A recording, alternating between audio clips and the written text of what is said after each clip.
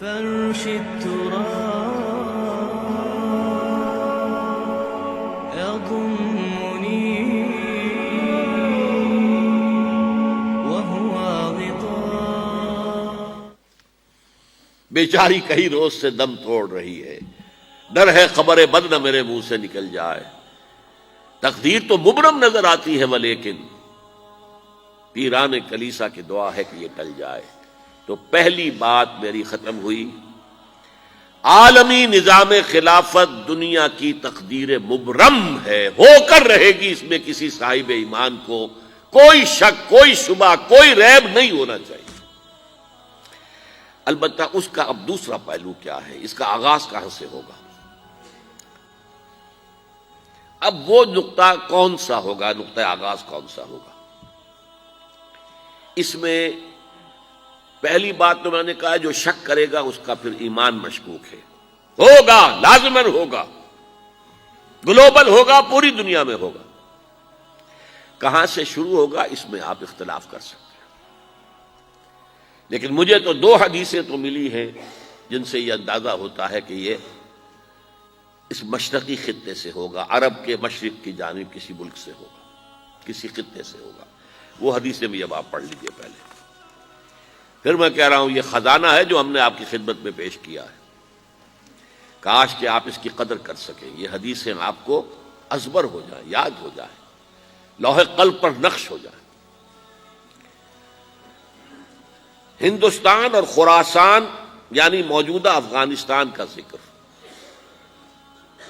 ابن ماجہ کی روایت ہے عن عبداللہ ابن الحارث رضی اللہ تعالی عنہ قال رسول اللہ صلی اللہ علیہ وسلم یخرج ناس من المشرق یؤتئون للمہدی یعنی سلطانہ، یعنی سلطانہ، دونوں طرح سے پڑھ سکتے ہیں. حضرت عبداللہ ابن حارث فرماتے ہیں رضی اللہ تعالی عنہ کہ حضور نے ارشاد فرمایا مشرق کی طرف سے وہ فوجیں نکلیں گی، لوگ آئیں گے جو عرب میں مہدی کی حکومت قائم کریں گے. یہ مہدی کون ہوں گے اس کا ذکر میں ذرا بعد میں کروں گا، لیکن نوٹ کر لیجئے کہ مہدی سے پہلے لازماً کسی مشرقی علاقے کے اندر وہ نظام قائم ہو چکے گا، تب وہاں سے فوجیں آئیں گی نا. یہ مشرق کون سا ہے؟ عرب کے مشرق میں آپ چلیے ایران بھی آ جائے گا، افغانستان بھی ہے، پاکستان بھی ہے، اور اگر اسے اور توسیع دیں تو ہندوستان بھی ہے. یہ ہے عرب کا مشرق. اس سے فوجیں جائیں گی. اس کا کیا مطلب ہے کہ اس میں سے کسی جگہ پر نظام خلافت پہلے قائم ہو جائے گا تاکہ وہاں سے فوجیں جائیں گی جو جزیرہ نماء عرب میں حضرت مہدی کی حکومت کو قائم کریں گی. اب دوسری حدیث سنیے. یہ سنن ابن ماجہ کی حدیث تھی جو میں نے آپ کو سنائی، آپ نے پڑھی. دوسری عن ابی ہریرہ رضی اللہ تعالی عنہ، یہ ترمذی شریف کی روایت ہے. قال قال رسول اللہ صلی اللہ علیہ وسلم یخرج من خراسان رایات سود لا يردها شیء حتی تنصب بایلیا. خراسان کے علاقے سے سیاہ جھنڈے لے کر فوجیں آئیں گی، ان کا رخ کوئی موڑ نہیں سکے گا، ان کو پیچھے پھیر نہیں سکیں گے کوئی بھی، یہاں تک کہ وہ یروشلم میں جا کر جھنڈے نصب کر دیں گے. ایلیا حضور کے زمانے میں یروشلم کو کہتے تھے. یہ یروشلم تھا جب حضرت سلیمان کی حکومت تھی اور یہاں پر معبد سلیمانی، ہیکل سلیمانی قائم ہوا. پھر یہ یروشلم ہی رہا ہے تاریخ میں، یہاں تک کہ سن 70 عیسوی میں جب ٹائٹس رومی جنرل نے اس کو گرایا، ختم کیا، سیکنڈ ٹیمپل گرا دیا اور یہاں سے یہودیوں کو کہا نکل جاؤ، یہاں سے کوئی یہودی باقی نہیں رہا، بالکل تہو بالا برباد کر دیا. اس کے کوئی 150 سال بعد ہیڈریان، رومن ایمپرر ہیڈریان، اس نے پھر دوبارہ آباد کیا اس شہر کو. 150 سال تک یہ بالکل بنجر اور بالکل غیر آباد پڑا تھا. اب ہیڈریان نے جب آباد کیا تو اس کا نام ایلیا رکھا، اب یروشلم نام نہیں تھا. تو حضور کے زمانے میں پھر اس کا نام ایلیا تھا. اور اب اس سے کیا معلوم ہو رہا ہے کہ یہ یروشلم مسلمانوں کے قبضے سے اس وقت نکلا ہوا ہوگا.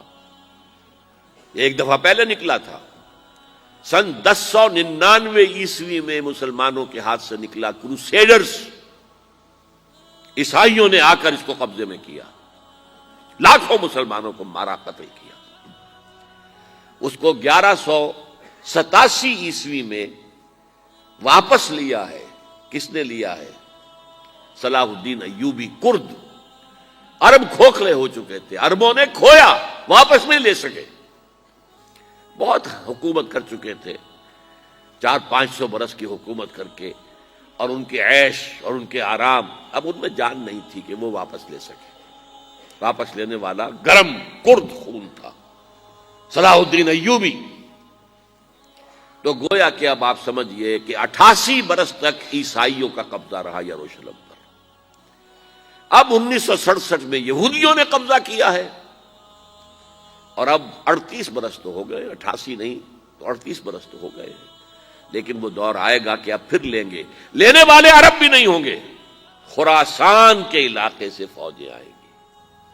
یہ خراسان کیا تھا؟ ایلیا تو میں نے آپ کو بتا دیا، یروشلم کا نام ہے. خراسان اس زمانے میں ایک بہت بڑے ملک کو کہتے تھے.